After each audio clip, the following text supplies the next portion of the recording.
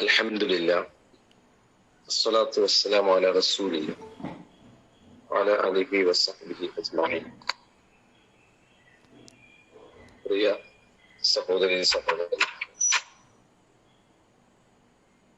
അസ്സലാമു അലൈക്കും വറഹ്മത്തുള്ളാഹി വബറകാതുഹു. അല്ലാഹു സുബ്ഹാനഹു വ തആല നമ്മുടെ ഈ ഒരുമിച്ച് കൂടൽ സ്വാലിഹായ അമലായി സ്വീകരിക്കുമാറാവട്ടെ. അവന്റെ ജന്നാത്തുൽ ഫിർദൗസിൽ അള്ളാഹു നമ്മെ ഒരുമിച്ച് കൂട്ടുമാറാവട്ടെ. ഈ ഒരു ദിവസം ഏറ്റവും നല്ല ഒരു ദിനമാക്കി അള്ളാഹു മാറ്റി തീർക്കുമാറാവട്ടെ.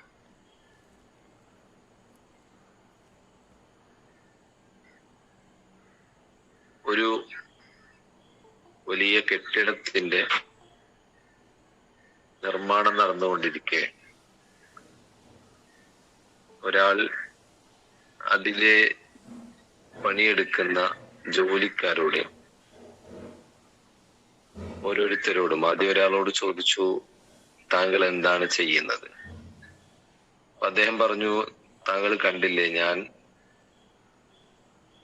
ഇവിടെ കല്ല് ചെത്തിക്കൊണ്ടിരിക്കുകയാണ്. എന്തിനാണത് ചെയ്യുന്നത്?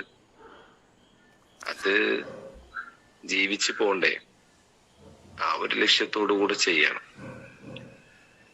അദ്ദേഹം രണ്ടാമത്തെ ആളോട് ചോദിക്കാണ്, താങ്കൾ എന്താണ് ചെയ്യുന്നത്? അദ്ദേഹം അത് പറഞ്ഞു, ഞാൻ കല്ല് മിനുക്കിക്കൊണ്ടിരിക്കുന്നത് താങ്കൾ കാണുന്നില്ലേ?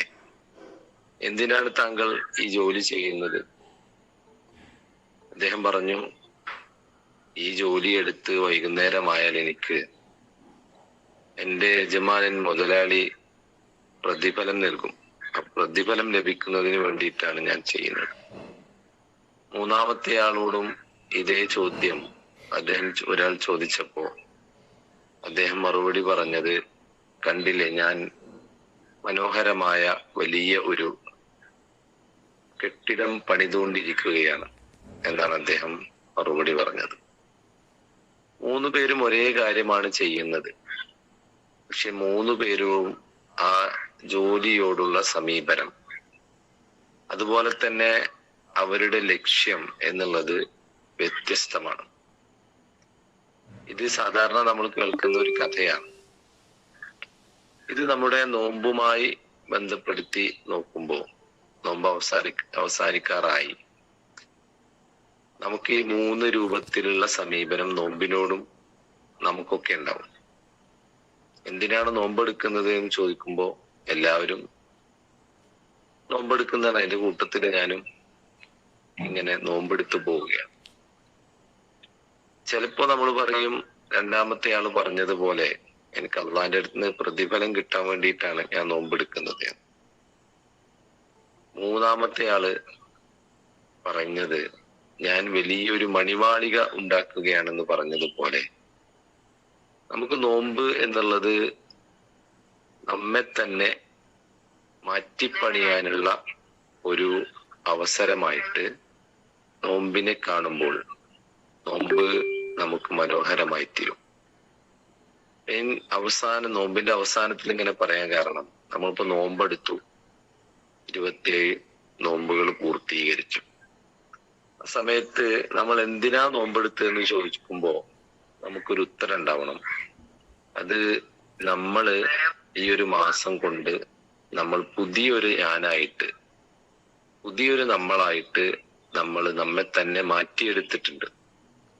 ആ മാറ്റിയെടുത്തതിനെ ഇനി അങ്ങോട്ടുള്ള ജീവിതത്തിൽ ആ മാറിയ ഞാനായിരിക്കണം ഉണ്ടാവേണ്ടത്.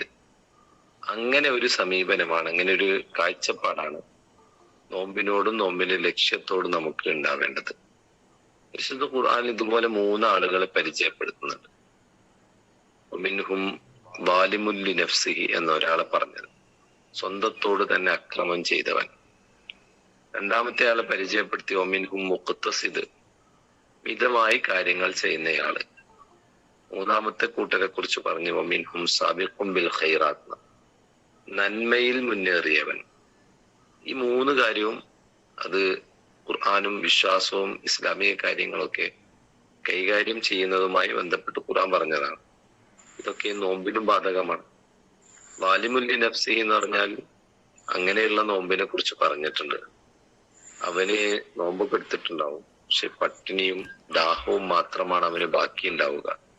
രാത്രി നിന്ന് നമസ്കരിച്ചിട്ടുണ്ടാവും, പക്ഷെ ഉറക്കളച്ചെന്ന് മാത്രമേ അതേറ്റ് കാര്യം കിട്ടിയിട്ടുണ്ടാവുകയുള്ളൂ എന്ന് പറയുന്ന ഒരു ഹദീസ് കാണാൻ പറ്റും.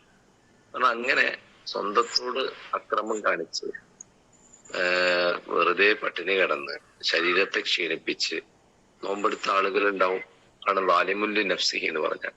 ഒമിൻഹും മുഖ്തസിദ് എന്ന് പറഞ്ഞാൽ എല്ലാരും നോമ്പെടുത്ത പോലെ ചെയ്യുന്ന, എന്നാൽ അവന്റെ പ്രതിഫലമൊക്കെ കിട്ടണം എന്നൊക്കെയുള്ള അങ്ങനെ മിതമായ ആഗ്രഹമുള്ള ആളുകളും ആ ലക്ഷ്യത്തോടുകൂടെ നോമ്പനുഷ്ഠിച്ച ആളുകളും ഉണ്ടാവും. അതേസമയം തന്നെ സാബിഖും ബിൽ ഖൈറാത്ത്, നന്മകൾ കൊണ്ട് മുന്നേറിയവർ എന്ന മൂന്നാമത്തെ വിഭാഗം.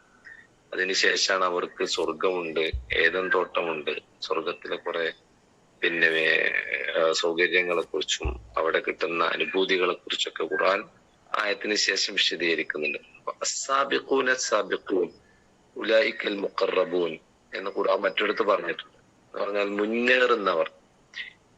പരിമിതമായ കാര്യങ്ങളല്ല, മിതമായ കാര്യങ്ങളല്ല, അള്ളാഹ് ചെയ്യാൻ പറഞ്ഞ കാര്യങ്ങളെ അതിന് ഏറ്റവും പെർഫെക്റ്റോടുകൂടെ, അതിനെ മത്സര ബുദ്ധിയോടുകൂടെ മറ്റെല്ലാവരെക്കാളും എനിക്ക് മികച്ചു നിൽക്കണം എന്ന വിചാരത്തോടുകൂടെ ചെയ്യുമ്പോഴാണ് കർമ്മങ്ങൾ മനോഹരമായിത്തീരുന്നത്, സുന്ദരമായിത്തീരുന്നത്, പരിപൂർണമായിത്തീരുന്നത്. നോമ്പിനെ നമുക്ക് അങ്ങനെ കാണാൻ പറ്റണം. അങ്ങനെ നമ്മൾ നോമ്പെടുത്ത് കഴിഞ്ഞു അല്ലെ, നോമ്പെടുത്ത് കഴിഞ്ഞ് നമ്മൾ നമ്മെ തന്നെ അല്ലക്കും തത്തക്കൂൻ എന്നൊരു പ്രയോഗം നടത്തിയിട്ടുണ്ടല്ലോ, തക്കവയുള്ളവരാകാൻ വേണ്ടി. ആ തക്കവയുള്ളവരായിത്തീരാന്ന് പറയുന്നത് നോമ്പിനല്ല, നോമ്പ് കഴിഞ്ഞിട്ടാണ്. നോമ്പ് നമ്മൾ പരിശീലിക്കുക, നോമ്പിൽ തക്കവ ഉണ്ടാവാൻ നല്ല സുഖമായിട്ട്. നോമ്പ് കഴിഞ്ഞിട്ടുള്ള ഘട്ടത്തിൽ തക്കവ നിലനിർത്താൻ, അങ്ങനെ പുതിയ കുറെ ശീലങ്ങൾ പഠിച്ചെടുത്തത് നിലനിർത്താനൊക്കെയും സാധിക്കുമ്പോഴാണ് നമുക്ക് ആ കൽപ്പണിക്കാരൻ പറഞ്ഞതുപോലെ പുതിയ ഒരാളെ, പുതിയ ഒരു നിർമ്മാണത്തിന്, പുതിയ എന്നെ ഞാൻ നിർമ്മിച്ചുകൊണ്ടിരിക്കുകയാണ് എന്ന് നോമ്പുകാരനായ നമുക്ക് പറയാൻ സാധിക്കുകയുള്ളൂ. ആ അർത്ഥത്തിലാണ് നമ്മൾ പട്ടിണി കിടന്നതും ദാഹിച്ചതും നമസ്കരിച്ചതും ഒക്കെ നമ്മൾ കാണേണ്ടത്. നമ്മൾ നമ്മെ തന്നെ മാറ്റിപ്പണിതു എന്ന ഉറച്ച ബോധ്യത്തോടു കൂടെ ആയിരിക്കണം നമ്മൾ റമദാനിനോട് വിട പറയേണ്ടത്. പഠിച്ച തമ്പുരാൻ നമ്മെ അനുഗ്രഹിക്കുമാറാവട്ടെ, അവന്റെ മുത്തഖീങ്ങളിലുള്ള നമ്മൾ ഉൾപ്പെടുത്തുമാറാവട്ടെ. നോമ്പിന് നേടിയെടുത്ത എല്ലാ നന്മകളും തുടർന്നുള്ള ജീവിതത്തിൽ കൊണ്ടു നടക്കാൻ നമുക്ക് അള്ളാഹു താക്കത്തും മനസ്സും സമയവും തൗഫീഖും ഒക്കെ പ്രദാനം ചെയ്യുമാറാവട്ടെ. വഅഖൂലു ഖൗലി ഹാദാ വഅസ്തഗ്ഫിറുല്ലാഹ ലി വലക്കും വസ്തഗ്ഫിറൂഹു ഇന്നഹു ഹുവൽ ഗഫൂറുർ റഹീം. അസ്സലാമു അലൈക്കും.